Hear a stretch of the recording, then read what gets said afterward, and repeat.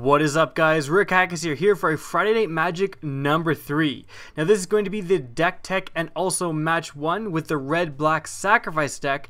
Match 2 and match 3 are going to be separate videos, both annotated and linked in the description down below. So let's start off with the video. Now we should say before I go over the deck tech that I've spent $0 on this game. Now that's because I wanted to be in the same position as a lot of you guys. So there may be a lot of 2-ofs and 1-of, but that is why. My decks are really easy to build because I don't have the entire card pool. I'm not saying, yeah, 4 of these, 4 of these, 4 of these.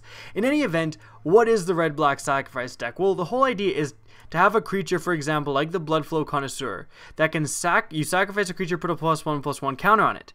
Then you have something like the Enthralling Victor, which can steal their creature with power 2 or less, or even better, the Traitorous Instinct, which steals their creature and gives it +2/+0. So you steal their best creature, attack them with it, and after you attack them with it, you sacrifice it to the Bloodflow Connoisseur. So it's a huge tempo swing in your favor. Stealing their biggest creature, attacking with it, dealing a big chunk of damage usually, and then killing off their creature.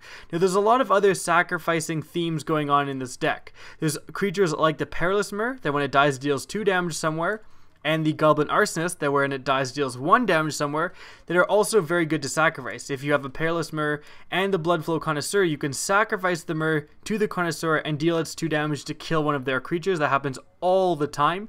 Fleshbag Marauder, like you play it and then you have to sacrifice a creature and they have to sacrifice a creature. Well, usually they're sacrificing something good and then you're sacrificing a Perilous Myr, for example, and then you get to deal 2 damage to kill another one of their creatures or straight to them. Like, it's just a lot of sacrificing themes. Now what goes with this very well is Liliana, because when something dies, then she transforms into the Planeswalker.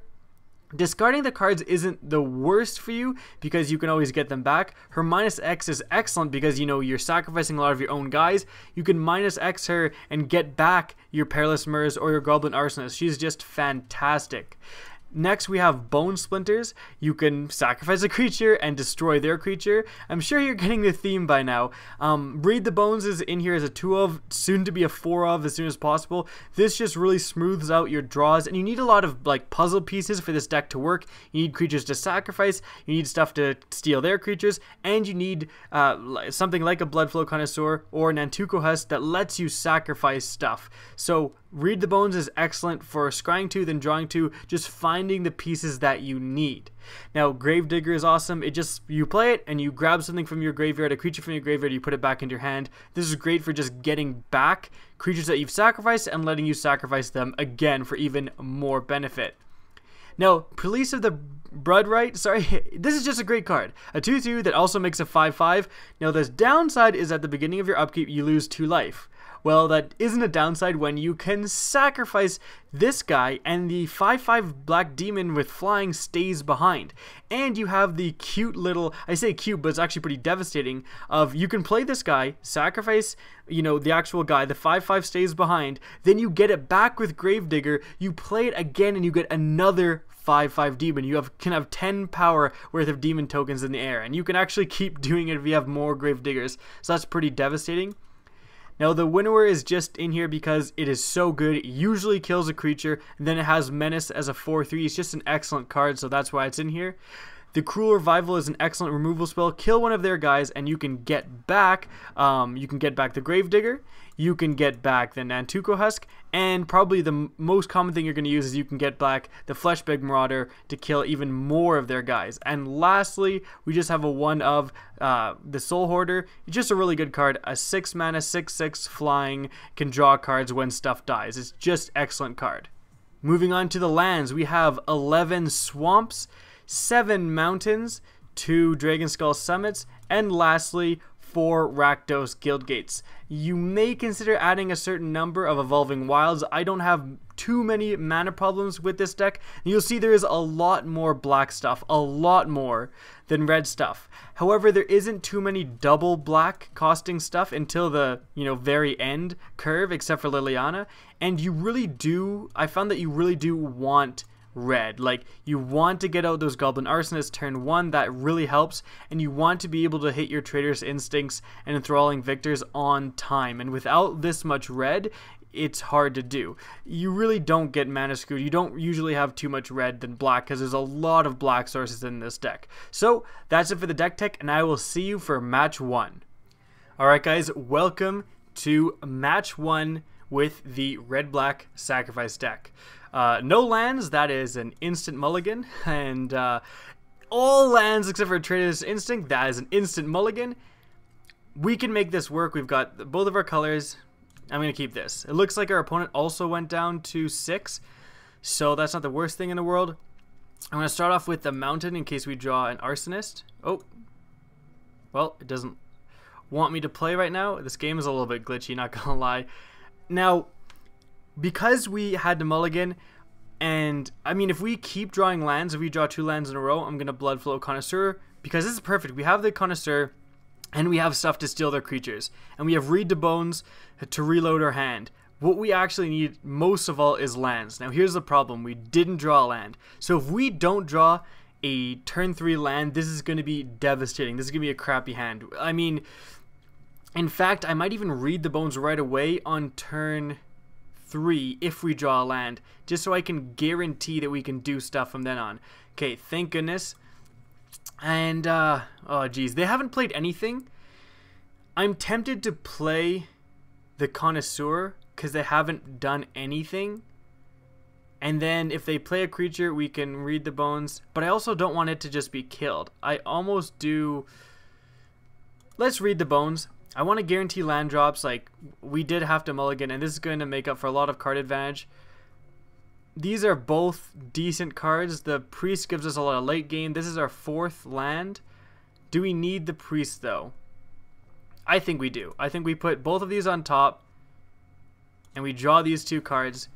Here's our land for next turn, and we have a big buffer zone. We only need to draw 1 more land and then we get the Priest, which, I mean, if the whole sacrificing plan goes wrong, we still have this extremely powerful card to play. So they've played their first guy.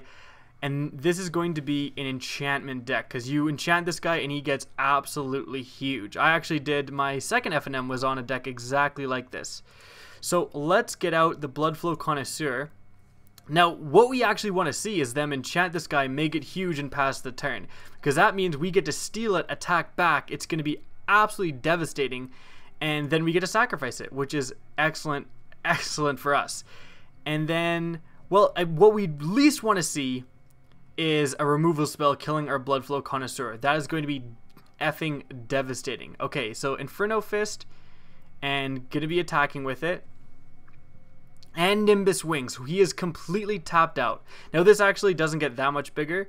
7/6. Now this is actually good. I'm so glad I saw the Nimbus Wings. Now taking 7 is not the best, but it means he tapped out. He could actually deal 2 damage to this guy if he would have kept 1 red open for the Inferno Fist, and the Inferno Fist is actually going to come off this guy as well. So we drew another land, actually. That's really good.